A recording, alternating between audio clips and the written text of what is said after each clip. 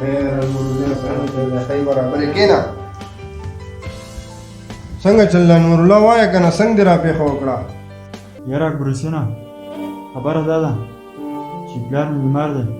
د هسپتال کې داخل دی اپریشن دی ما د 50,000 روپۍ راکړې نو ډېر ښه کار وکړو ولې نه نور الله وروره پیسې خو بدله درکم خو مزدورانو را سره کار کوي چې پټې مې واپس راکړې مزدورانو له به پیسې ورکړو نور الله وروره دا پیسې والا دا مې مزدورانو له ایښې وې ته سنبال کا یاره اکبر حسین وروره ستا ډېره ډېره مننه چې تا د ما سره په دې سخته کې لاس راکړو او زه څنګه ورځم چې پلار راته درته وکړم ځه ورځه او ستا پلار نه دې الله روغ صحت ورکړي د الله په امان پیسې خو راته میلاو شوې خو له اول نه یې ټیلر نه خپله جوړه راولم بیا به د پلار سره میلاو شم السلام علیکم رومي وعلیکم السلام زما سوټ تیار شوی دی او تیار شوی دی اعمال راواله ښه جي راخله مې دله صحیح ده دا واخله جي رول مې څو روپۍ شوې یاره نور ټیلران 200 یو موږ 500 والو ښه دا والا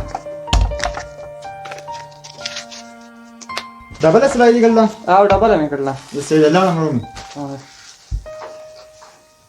هله دې سړي نه خو دا پرس پاتې شو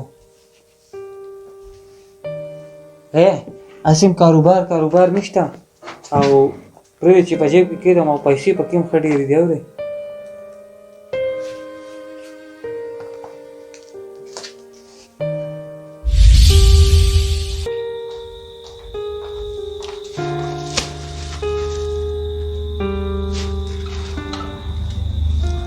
الله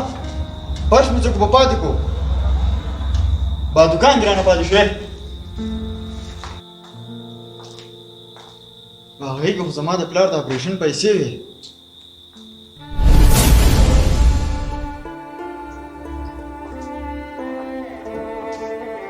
رومي دلته زما نه پرش پاتې شو نه وروره دلته پرس مرس نه دی پاتې شوی ګوره د ما خبره واوره دلته زه د غلا ته ناست یم وځه دې دوکان نه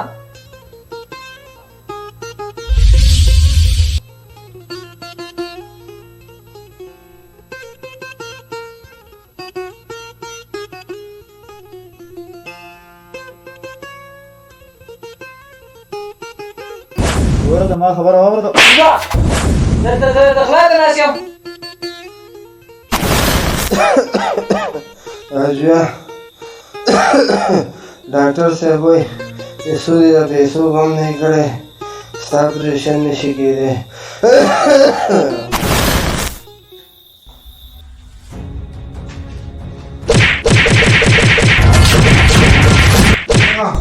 نور الله لیونی شی خو نه یې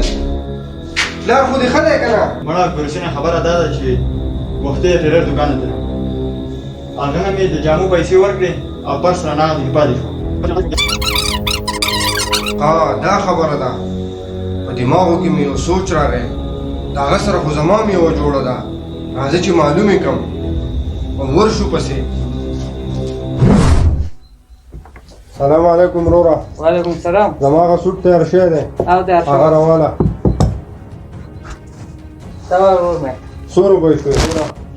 یاره نور 200 دی او موږ له 500 راکړه 500 روپۍ شوې دا والا روغ او سوټ خو صحیح ګنډل دی که نه بالکل صحیح دی لاړم وروره یاره دا څنګه چل دی هر سړی راځي خپله بټو پرېږدي خو هسې هم کاروبار نشته روا دی غلا کې ما غلا نه کوله خو ما درکوه خو دغه پورې ته وتی وې نو چې غلا دې نه کوله نو د ده دا پرس دې ولې نه ورکړو غلطي وشوه وروره آینده به هېڅ غلطي نه کومه حساب د باندې بل هم پاتې دی بس اکبرحسین وروره بس اوس دا ډېره بس بیا خیال کوو چې بیا د چا سره داسې چل ونه کړو صحیح ده وروره نن نه بعد به دا چل نه کومه